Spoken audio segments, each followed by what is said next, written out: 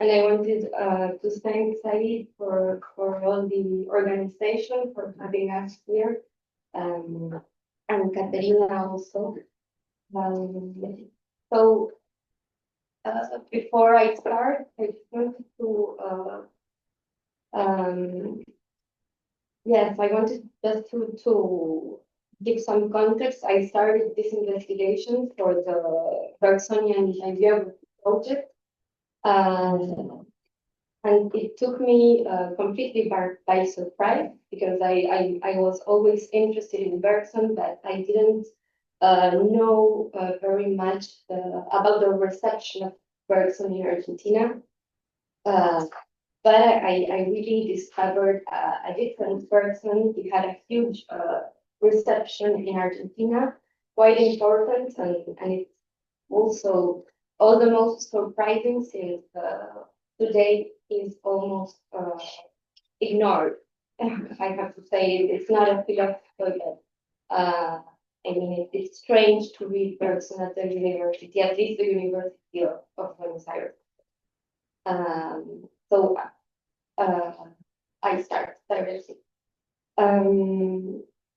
So thanks to the new Bergsonian bibliography project, I discovered a different Bergson, a Bergson read, debated, and transformed by a generation of Argentine thinkers at a time when the public university, the University of Buenos Aires, was being reinvented.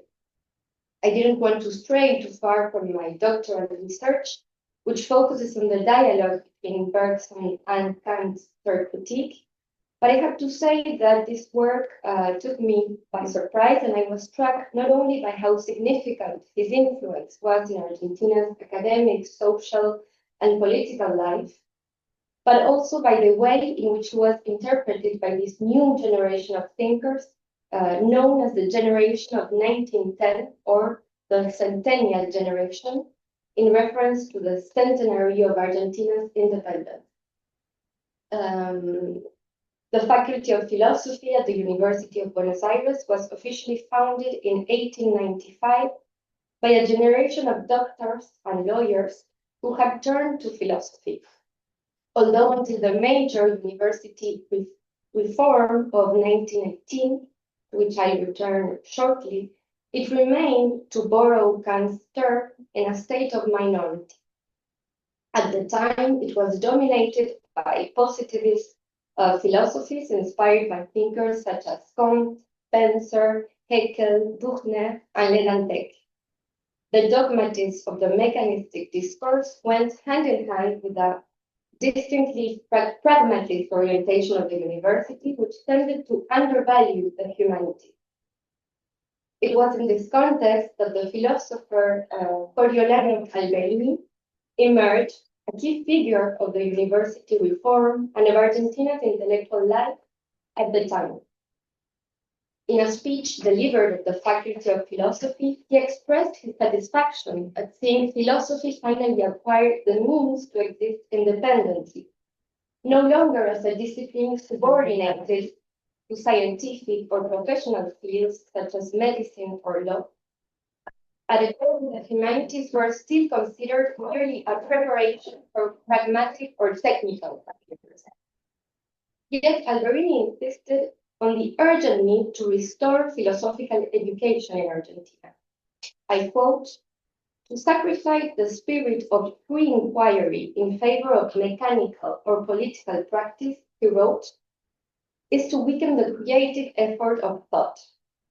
That would already be critical in Europe, where there is still already a strong intellectual tradition, but it is even worse in Argentina, where there was almost no tradition at all. In other words, while a country like Germany or France had the intellectual stomach to digest the theories that came from positivism, thanks to a solid philosophical culture, the situation in Argentina was quite the opposite.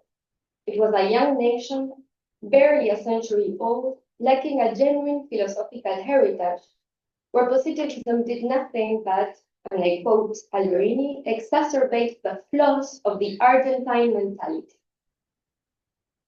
The call for an intellectual and spiritual revolution within the university demanded, therefore, a new philosophy.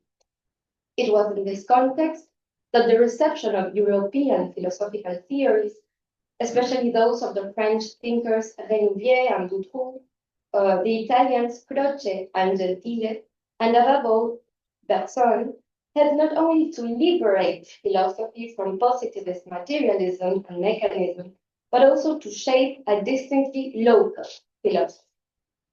As the Argentine philosopher Francisco Romero observed, I quote, within the contemporary French philosophy, a special mention should be made to Bergson, whose influence across Latin America was enormous.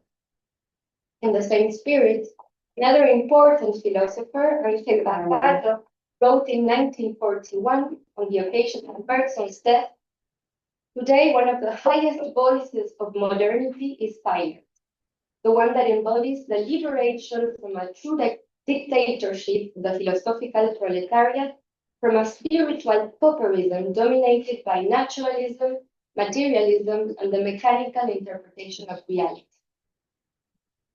It should also be noted that in Argentina, the number of works devoted to Bergson exceeded that of any other Latin American country. Alongside Revista de Occidente, which was the review founded and directed by Ortega y Gasset in Spain, several philosophical and literary journals play a key role in spreading Bergson's thought through reviews, essays, and translations.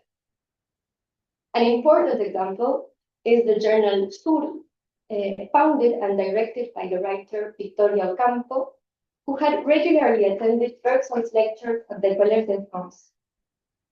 The review gathered several of the most prominent writers of the time, including the famous Jorge Luis Borges. All these journals shared a common goal: to introduce the latest artistic, literary, and philosophical trends coming from Europe, and to use them as a way of building a truly local culture. Thus, it was in this context of intellectual renewal and growing criticism towards positivism that Bergson makes his entrance to Argentina. The main promoters of his thought were not content merely to read or teach his philosophy. Rather, they sought to appropriate and reinterpret it within their own intellectual horizon. In other words, the goal was not merely to transpose Bergson ideas into the Argentine context, but to develop an original interpretation of them. Quite paradoxically, and this was in fact what struck me the most, mainly in relation to my thesis subject, Bergson's influence in Argentina did not lead to a departure from Kant, but rather to a renewed engagement with his philosophy. These two thinkers, who are often perceived as philosophical adversaries, became, in the Argentine context, allies in the effort to construct a national philosophy, one seeking independence from a naive and dogmatic position. Among the most distinctive and original perspectives that emerged were those of Coriolano Alberini and Alejandro Korn. For example, in his book Idealist Interpretation of Bergsonism, published in 1919, Alberini sought to overcome the opposition between Kantianism and psychologism by bringing Bergsonian intuition closer to what he conceived as a kind of unconscious judgment. On the other hand, Korn published his book Creative Freedom in 1922, in clear allusion to Bergson's Creative Evolution, published in 1907, in which he found a solution to Kant's third antinomy through Bergson's time and free will, and of course through creative evolution. In this sense, although I won't go into the details of each one of these interpretations, my work aims to explore Bergson's strong and quite distinctive influence on the development of the philosophical field in Argentina. We will see that this joint reading of Bergson and Kant is far from arbitrary. The Spanish philosophers Ortega y Gasset Eugenio Dors, and García Morente, who were responsible for bringing the good news of European philosophy to Latin America, played a central role in shaping this reception. Let us recall that Bergson's Madrid lectures, delivered in May 1916, were introduced by Ortega y Gasset and translated by García Morente just a few months before Ortega's visit to Argentina. These three philosophers, all of them trained in neo-Kantianism, yet deeply interested in Bergson, formed a key link in the reception of Bergsonism in Argentina. My study, therefore, pursues a twofold goal. First, to analyze the reception of Bergson in Alberini and Core through the mediation of Spanish philosophy and within the context of the university reform. And second, to show in what way the readings may allow to rethink the so-called anti-Kantianism, often related to a certain irrationalism that is still attributed to Bergson today. So I will continue with some context on the university in Argentina and this huge event that took place in 1918, which was called the University Reform. So about a century after Argentina's independence from Spain, proclaimed in 1810, the university reform emerged in 1918 as a purely intellectual movement that sought to transform the national consciousness and the very foundations of Argentine culture. According to Alberini, in the old university, shaped by massive immigration and the entry of foreign capital, prevailed a fundamentally utilitarian spirit that devalued the so-called useless disciplines, which were in fact the only ones capable of giving the country a spiritual personality. While such an attitude, he said, was understandable among thinkers of the early 19th century, who had the task of building and organizing the young nation, Alberini nevertheless observed a profound continuity between the old and the new generation. That is, between the positivist philosophers of the 1880s and their predecessors, the founders of the faculty. For both, the university remained, I quote, foreign to the inner life of the spirit and reduced to a kind of electoral frenzy. Like their predecessors, the new positivists of the late 19th century were characterized by an incorrigible political spirit, the triumph, in fact, of the old pragmatic form of Argentine culture. No trace of true novelty could be found, Alberini argued, since this would require nothing less but to rebuild the university upon what constitutes its ethical essence, the passion for pure truth. At bottom, beyond economic and material difficulties, Alberini diagnosed a deeper illness, and I quote, the vague and oligarchic pragmatism of the national mentality, a trait inherited from the colonial intellect and from the pressing needs of a people occupied with creating and organizing its own freedom. For the reformist philosophers, the positivist thinker was this dreamer of political glory and of uncertain vocation. In Alberini's words, used politics to gain academic prestige and profited his intellectual position to gain political influence.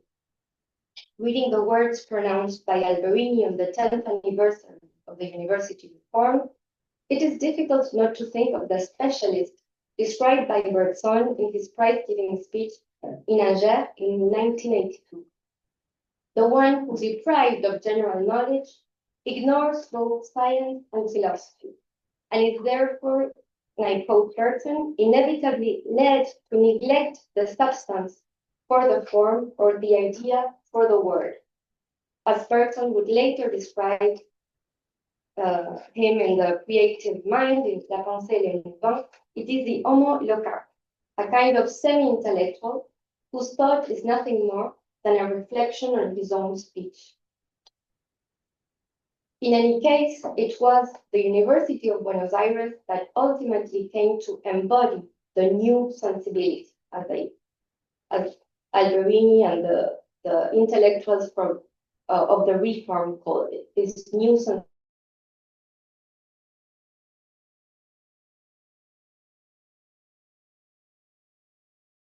Enthusiasm succeeded in breaking the pseudo-scholastic shell that had long imprisoned the institution. What then was the distinctive element of this university? Alberini recounts it in his speech. I quote, "One fine day, Ortega y Gasset arrived and brought us the contemporary German philosophy, wrapped in aesthetic fields. At that time," he explained, "we knew of German thought only the great classics, Kant in particular, whose reading was sometimes discouraged as it was considered too metaphysical." Alberini recalls an anecdote about one of the most prominent Argentine philosophers at the time, José Ingenieros, who told him, "Don't waste your time with Kant. Read Haeckel, Ledantec, or Ribot instead." It was then that he realized that Ingenieros was nothing more than a dilettante in philosophy. From then on, it was Ortega y Gasset, he continues, who brought us this change of sensibility, this new sensibility.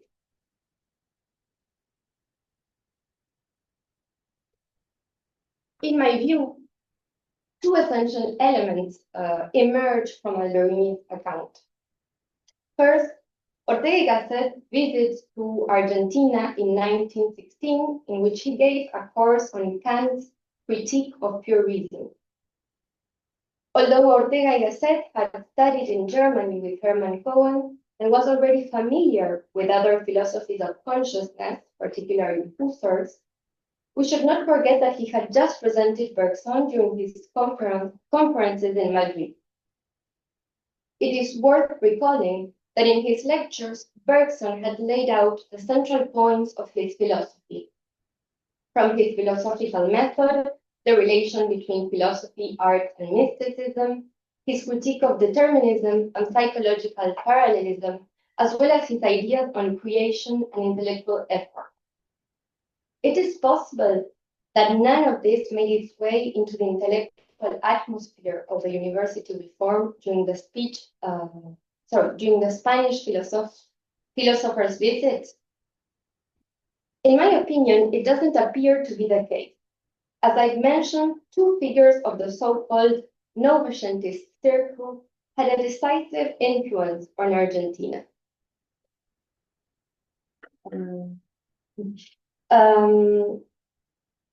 So two important figures of the Novecentist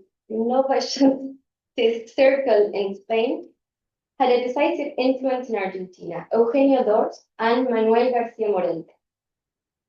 García Morente had prepared the Spanish Bergson's arrival through a series of lectures on his philosophy, later published together with the translation of Bergson's talks under the title The Philosophy of Bergson. The very same year, García Morente published another work, The Philosophy of Kant, which was and still is widely read at the University of Buenos Aires. Having studied in France and in Germany, García Morente knew Bergson personally, whom, according to his conversation to Jacques Chevalier, said to particularly appreciate. Additionally, before translating Kant's three critiques, García Morente had devoted his doctoral thesis to Kant's aesthetics, that is, to the critique of the power of judgment.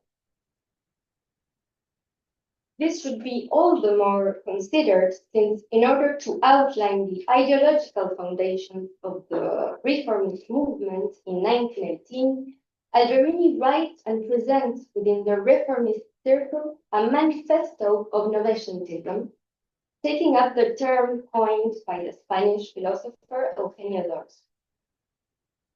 The manifesto appeared as a reaction against, and I quote, the outdated forms of positivism with their shameful materialism and mechanistic dogmatic metaphysics disguised as science. Just a few months after Bergson had declared in Madrid that the time had come to seek what the human soul is truly capable of, Alberini's manifesto, in turn, rejects, and I quote, any philosophy that directly or indirectly affirms the epiphenomenal character of human personality. In other words, any conception with, through the bias of determinism, denies the person's absolute freedom. It was precisely freedom of personality, the supreme value which the reform elevated above all others, were this political, aesthetic, or religious. In this way, on a more positive note, and this is how Alberini concludes his manifesto, the movement regards as novatiantist any attitude that explicitly or implicitly affirms the substantial character of human personality. It also sympathizes with any philosophy or cultural form that seeks to set a limit to the mechanical interpretation of the universe, particularly in the realm of human consciousness and history, and thereby defines the person in terms of freedom. On the contrary, a university that favors a spirit of resolution rather than a problematizing attitude thereby weakens its own creative dynamism, forgetting that creative force, says Alberini, creative force is always worth more than what has already been created. So Bergson's message had indeed been heard in Argentina when he declared, and I quote Bergson, tomorrow when the spirit had triumphed, when the spiritual forces have revealed their creative power against materialism, a great breath of spirituality will sweep across the world. It was also Bergson who reminded us that however great scientific and artistic creation may be, greater is still the creation of those who, through the constant effort of will, manage to create their own character.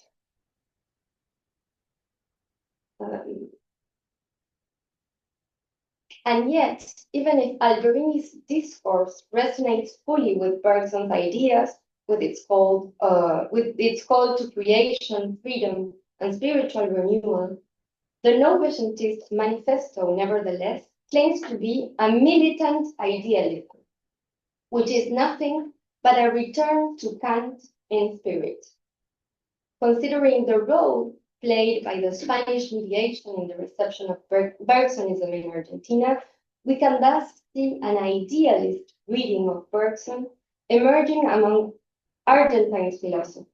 Between Bergson and Kant, they would now seek to reconcile the two thinkers, while at the same time forging an interpretation and a singular Weltanschauung.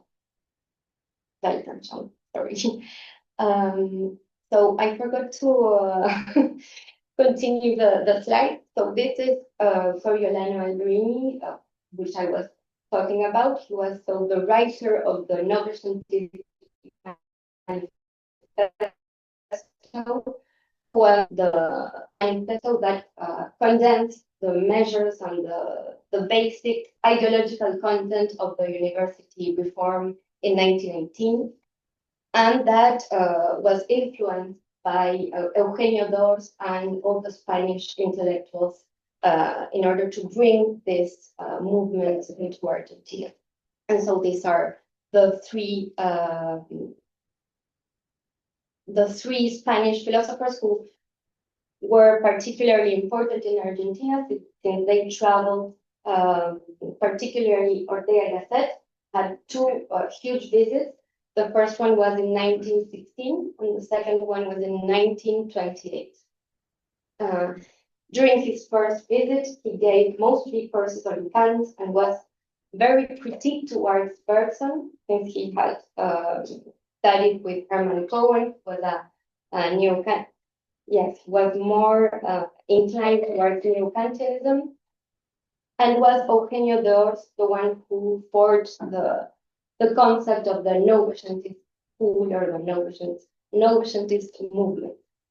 And finally, García Morente was also the one who prepared the public in Spain for Bergson's conference, but was also sort of a Kantian, published those three critiques. It's really, his book on Kant is really important in Argentina. And it was this same year that he published a book on Kant's philosophy and another one on Bergson.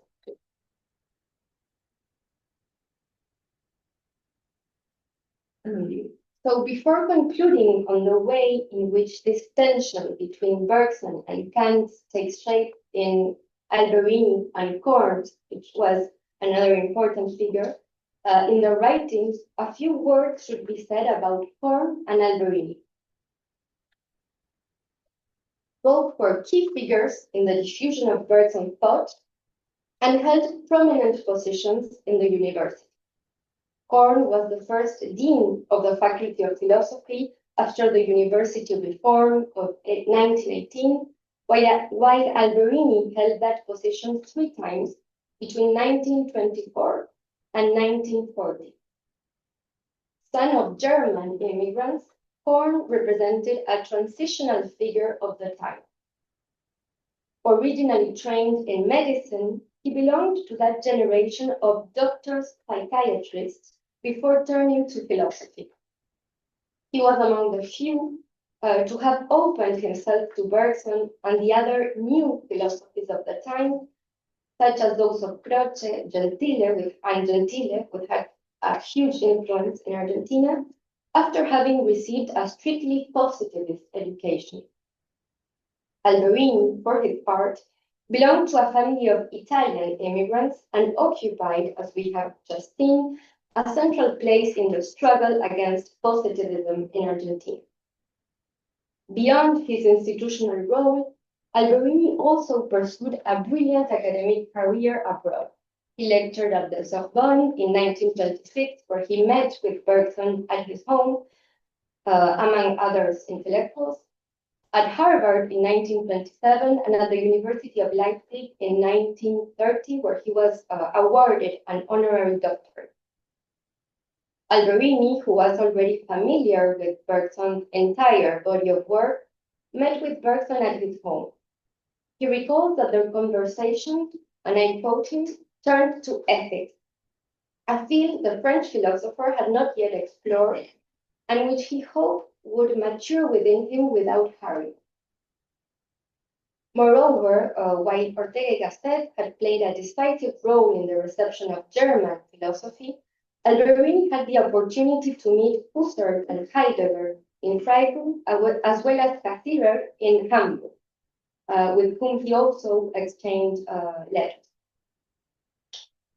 As for Kantian philosophy, until Ortega's arrival, Kant was mainly read through French philosophers such as Victor Cousin and Alfred Fillier, who had virtually inaugurated the critique towards positivism. Finally, regarding Bergson, we know that both philosophers read him in the original French, and that Alberini had discovered his work during his student years. He had already read Bergson's major writings well before Ortega's arrival. Thus, long before the publication of the 2 sources of morality and religion, Alberini's work entitled The Ethical Problem in Bergson's Philosophy, published in 1925, and Core Creative Freedom, published in 1972, had already appeared. Alberini takes up the idea that the critique of pure reason, I quote, is nothing but a critique of Platonic reason. a thesis first put forward by Bergson in his article published in 1903. Korn, for his part, affirmed that, I quote, analysis necessarily transforms the active unity of thought into a fragmented series and replaces living reality with past ghosts. Nevertheless, even while he considers the post-Kantian attempt bold and ingenious, he maintains that they have neither refuted nor surpassed the fundamental work of modern philosophy, namely Kant's critique of pure reason. If a century after its publication, it should no longer be necessary to prove the impossibility of metaphysics as a science, it is precisely the same work, the first critique, which, in opposition to positivism, shows that we can neither think nor live without metaphysics. In the same vein, Alberini writes, one may side with Kant or against him, but one cannot do without him. So for both authors, what emerged in opposition to positivism was, in fact, a new Kant. Korn expresses this with a touch of irony in the following remark. There are people for whom the critique of pure reason has never been written. They are the same ones who protest against a so-called return to Kant.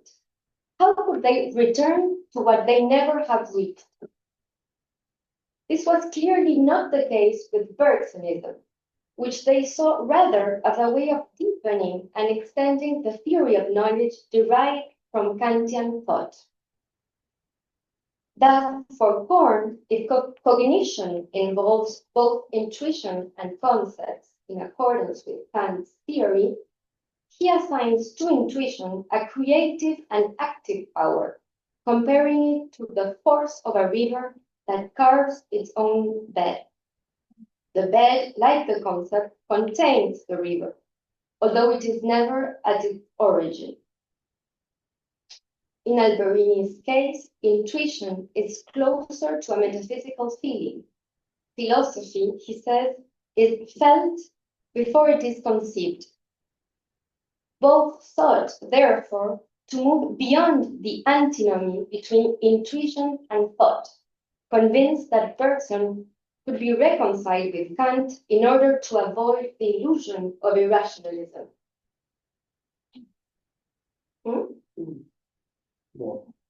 Yeah, I'm finishing. So, yeah, to close, ultimately, it is this attempt to reconcile Bergson and Kant that finds its fullest expression in the way Alberini and Korn articulate life and reason. For Alberini, the fact that cognition has a biological root proves nothing, he says, against the pure essence of thought, while Korn insists that one must not see in rationality something opposed to life. Thus, Bergsonian vitalism is transformed in what they call an open rationalism, as if life, he says, folded back upon itself and began to retreat, while at the same time advancing towards objectivity of reality, of values, and of freedom. For both, finally, philosophy is born from that impulse through which life continually transcends itself into even higher forms, as if between Kant and Bergson, thought had finally found creative freedom while being capable of reconciling the rigor of reason and the power of life. Thank you very much for that. Thank you very much. Nous allons poursuivre la discussion à nos collègues. Il y a quelques questions, remarques. La parole est à vous. Thank you very much for the presentation. And I wonder what is the role of religious thought in reading Bergson and Kant, especially in line with Victor Cousin's reading Western philosophy.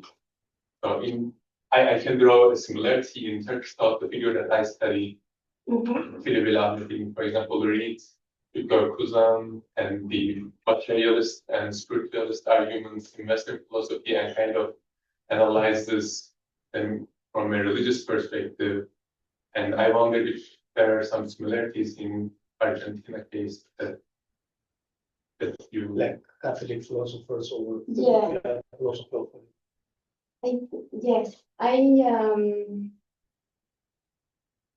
at least I think that in this first reception, I don't know if religion played a really big role since, as I said, these books on which there were like the first generations of philosophers who tried to establish a sort of relation between a theory of knowledge and the ethical part of what was like the principle of all philosophy because of its revolutionary.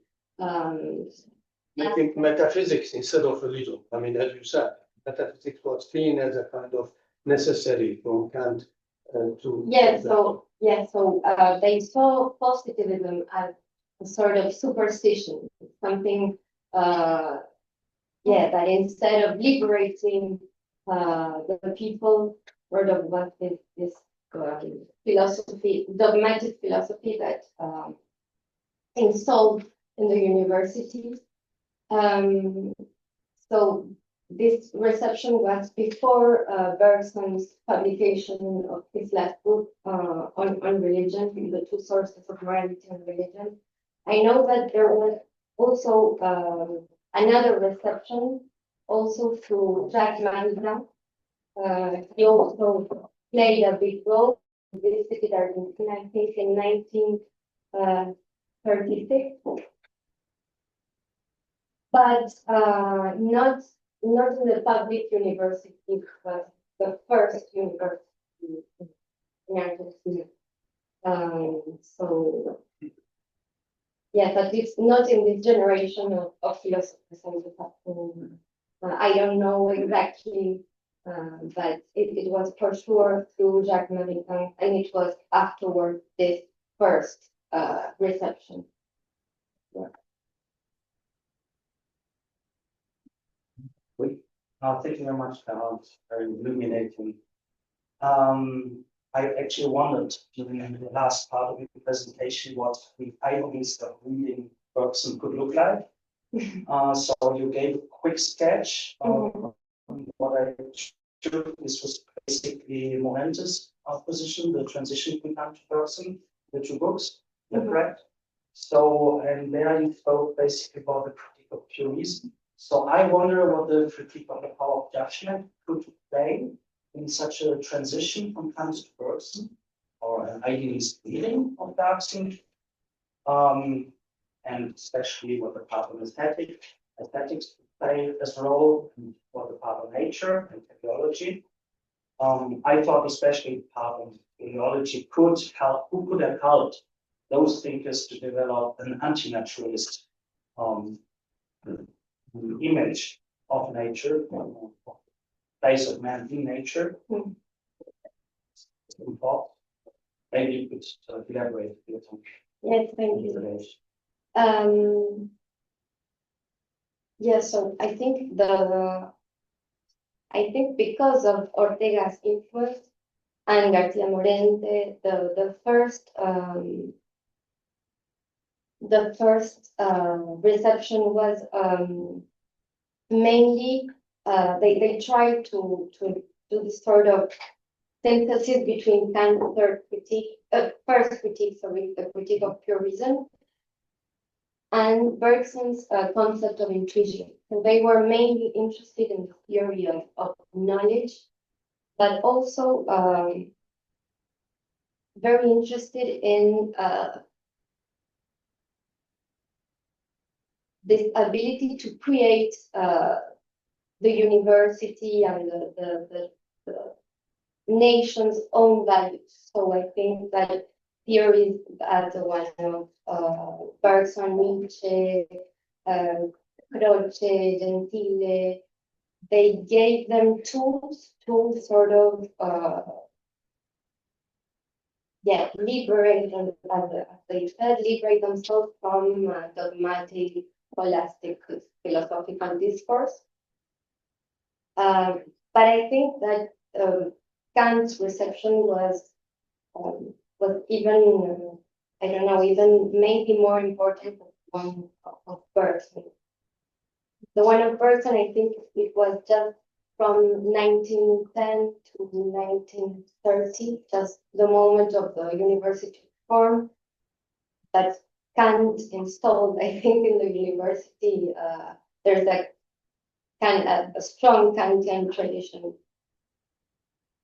I read some texts of Horn and of Alberini, and they were interested also in the third critique, mostly on, of course, on Kant's theory of genius and the fact that they saw there, I think, a link between Bergson's own theory of creation. So I don't know if they, I mean, I read both thinkers, and they both try to borrow elements, from Kant's work and from Bergson, as I said, in order to create this autochthon philosophy and culture. So I don't know the details or the legitimacy of this interpretation. But I find interesting that they tried to, as I said, for example, Alberini thought of this in sort of judgment that was an unconscious judgment in order to think about Bergson's intuition. I know he was really interested in all Paul Janet and all the psychological theories also of the time. So I don't know if they enter into the details of the third critique. But it was mostly, yes, aesthetics or theory of genius and this ability to create their own values, their own. Yeah, they said, we know from Kant that we cannot continue to do metaphysics, but at the same time, we need metaphysics. So the only solution for this young nation is to at least create our aesthetic, our ethical values. So they really borrowed, I think, elements from Kant and from Bergson to, yeah. And the gesture is clear. I mean, it makes total sense to complete the Kantian epistemology with intuition and to actually take something from the critique of judgment for creative arts. Yeah. It's remarkable if the reflections of nature do not play a role, because I think it's the element. Yes, and I Maybe think interesting to produce. yeah, it's really interesting. And that's why, as they said, we learn from Kant that we cannot do metaphysics anymore, but maybe in between a theory of knowledge and an ethical theory, we can create something different. So yeah. Very a lot. I'm just wondering, because it was at the end of the if you could say a bit more on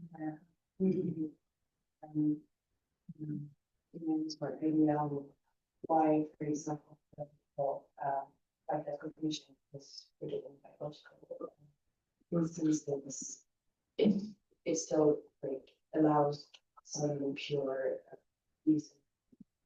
I just wanted to hear more about it because it was at the end, so I just curious about how they could defend this, because as we I'm already on definitely say that I didn't know they had such arguments, and I think also a way to defend that side against analytic philosophers. So I just wondering if you Thank you. Thank you. Thank you. No, so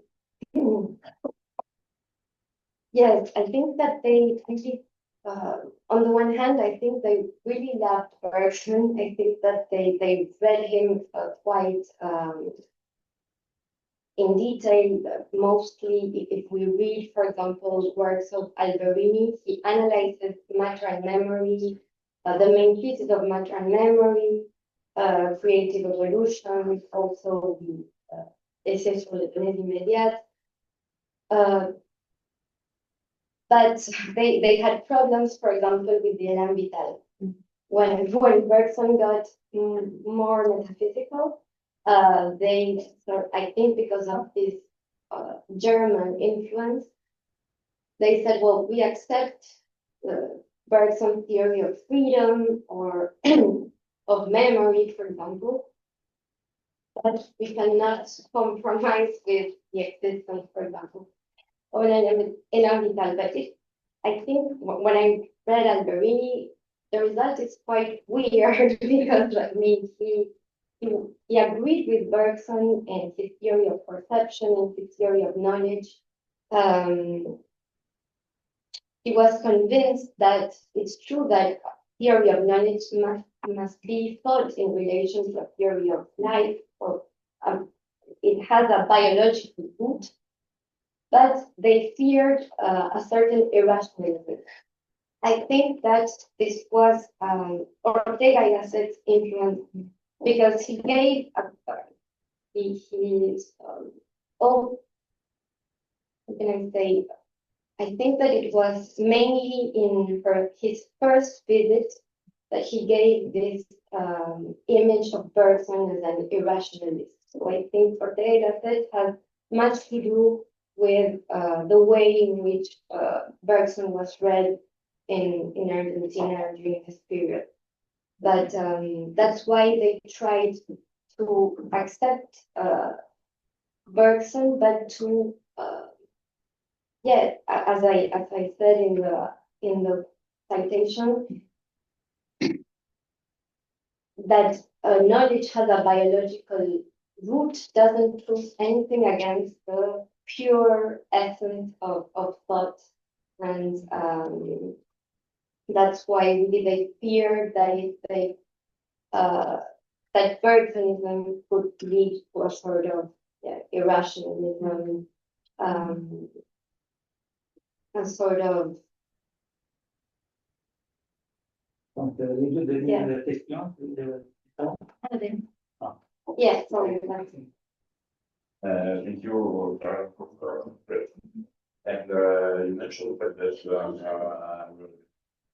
Kant said that philosophy was read, Kantian philosophy was read through before Kant. That you analyzed. Is there a perception of the fact that Cousin is not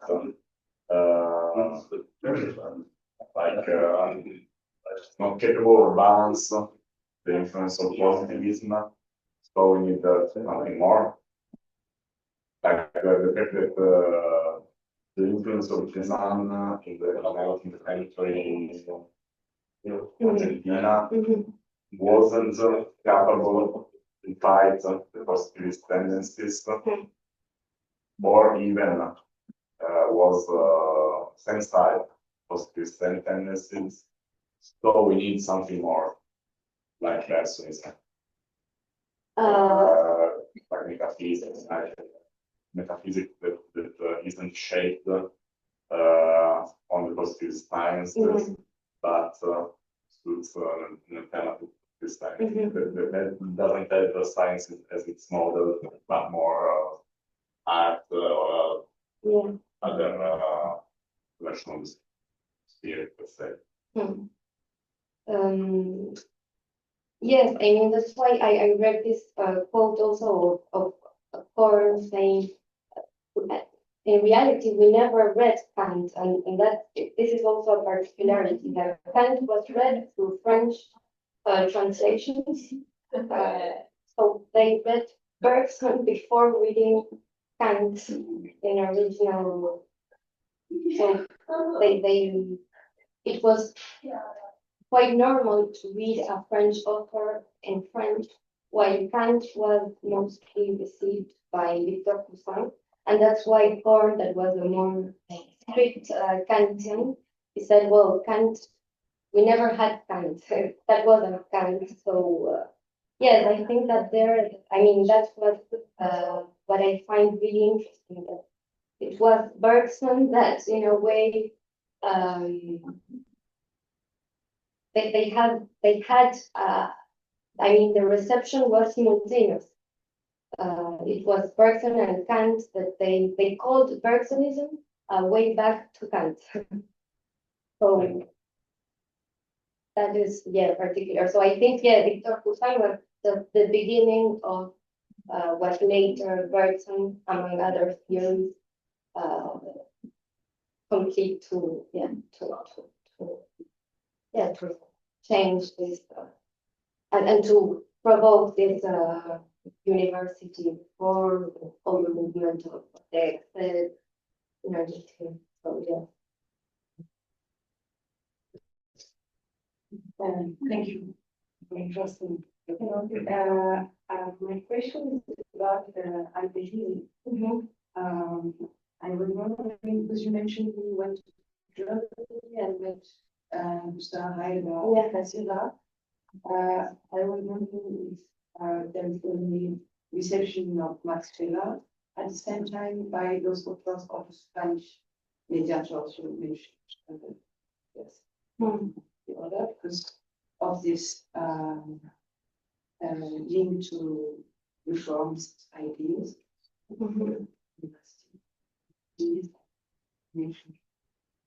Thinking about personality. Yes. So I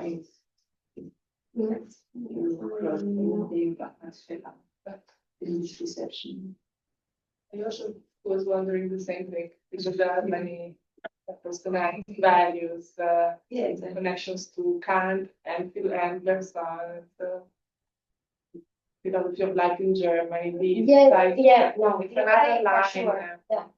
different from what they said, but Yeah, that wouldn't be a surprise. No, that wouldn't be a surprise. No. I mean, this guy for sure. Max Scheler, yeah, probably. I wouldn't say maybe, but I don't know. I don't know if I but I from what I read, I think it was not. The hugest influence was. Husserl, I would say, but it's difficult because there was lots of German theories that at the same I think it was the spirit of the time, so I don't know if it was directly not sure, but probably yes. And whether the reception was mediated through Spanish or French, where they are able to read. Well, these two philosophers, they read, I mean, Coriolanus Berni was really known internationally, so he met with all these philosophers. He conferenced in Germany. There was also, and this is important, at the beginning in the University of Buenos Aires after the reform, lots of professors were brought from Europe. So, for example, there was a student of Wundt who taught philosophy in the University of Buenos Aires, and he was one of the thinkers. He afterwards was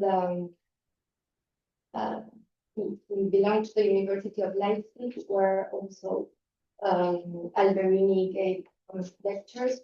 And I know that he brought lots of theories also from Germany. He taught all these new, more theories to the university.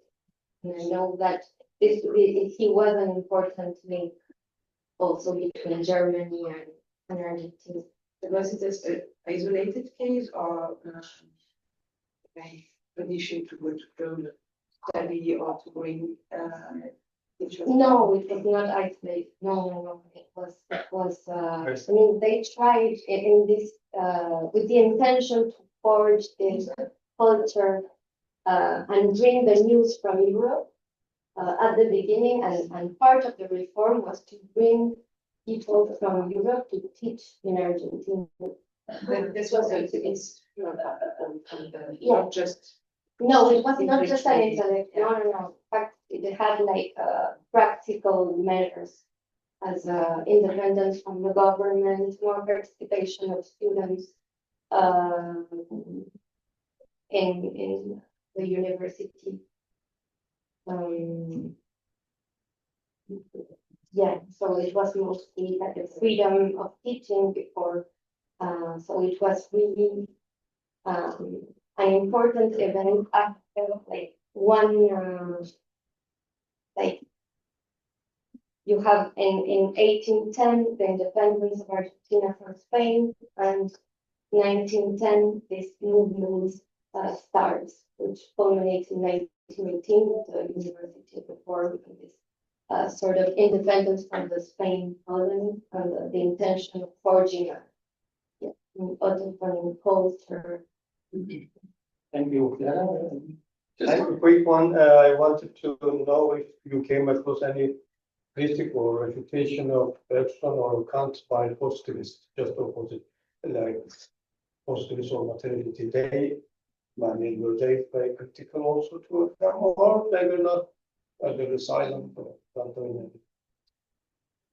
Yeah, no, for sure there was like yeah, for sure there were positive thinkers who thought Kant, Bergson was everything was the same, and they laughed at like for example, José Ingenieros was one of the most famous and important philosophers of the time.